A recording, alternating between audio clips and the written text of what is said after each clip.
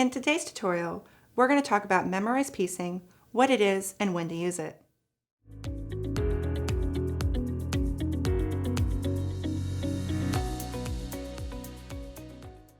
Memorized piecing is a function in the machine that memorizes the length of your seam.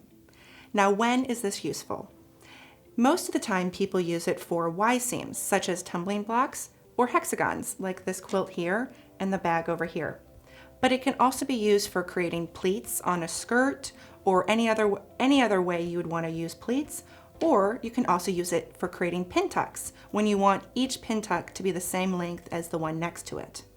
So how do we actually use memorized piecing? Let me show you. The first thing you have to do is draw a diagonal line across your project. And what that does is that creates a 1/4 inch from the end of your seam. I'm going to start here and I'm going to use the angles on the machine stitch plate, and I'll show you that when we get to the machine. So we're going to line this up with the edge of our angles on our stitch plate. We're going to sew to the end where we reach the marked line. We'll cut our threads. There'll be a message that pops up on the machine and it will ask us, do we want to sew the same length or different? And if I want to sew the same one, I hit OK. And now the machine has memorized how long this seam is. So now each time I sew my hexagon together, they are going to be matching perfectly. Memorized piecing is available on any machine that has sewing applications. Now let me show you where to find it on your machine. First, we have to go to our home icon, which is right at the bottom of our machine. Then we're going to select sewing applications, which is this t-shirt icon.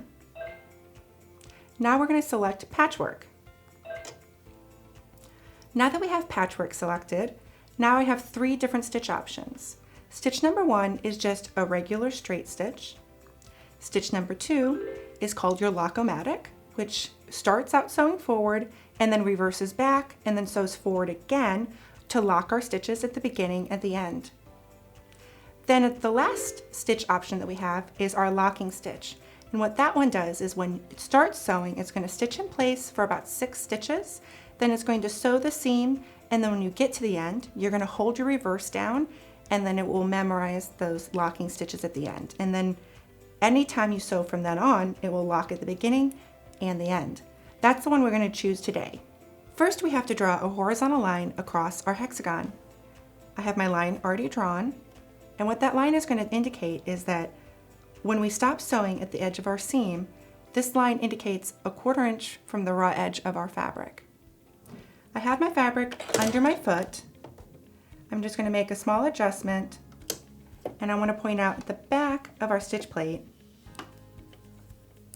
there's a dotted line that says 120, because that's a 120-degree angle. So I want to line that up. It's a dotted line that I want to line up my fabric with. Now I've selected the lock stitch, so it's going to start stitching in place, which is going to lock our stitches. And then at the end of my seam, I'm going to hold my reverse button down, and that's going to program a lock stitch at the end. And so now the next time I start sewing, it's going to lock at the beginning, it's going to sew my seam, and then lock again at the end.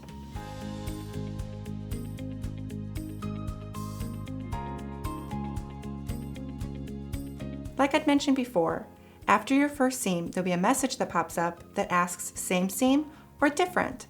Select same. Now that I have my first seam, now I can continue to build off of that without having to add any additional markings on my fabric. Just like before, I'm going to place right sides of my fabrics together, lining off the 120 dotted line on my stitch plate, and now it's going to start sewing without me having to make any additional markings.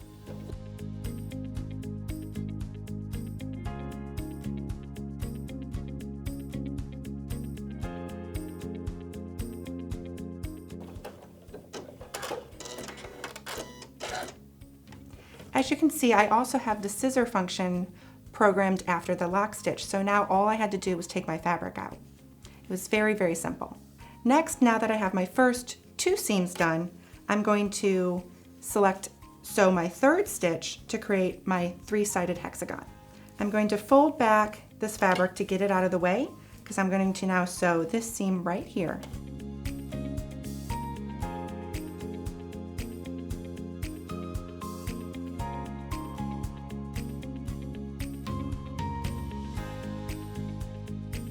And as you can see, it stopped a 1/4 inch from the edge of my fabric here. So now when I rotate it, you'll see a perfect 1/4 inch hexagon.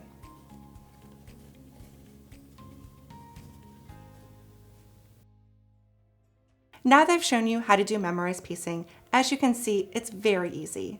And now you no longer have any excuses not to try those hexagon quilts that you've always wanted to try. Those Y seams are not your enemy. They can be really easy when you have memorized piecing. I hope you guys go home and explore all the great ways you can use memorized piecing on your projects. Thank you guys so much for watching and have a great day.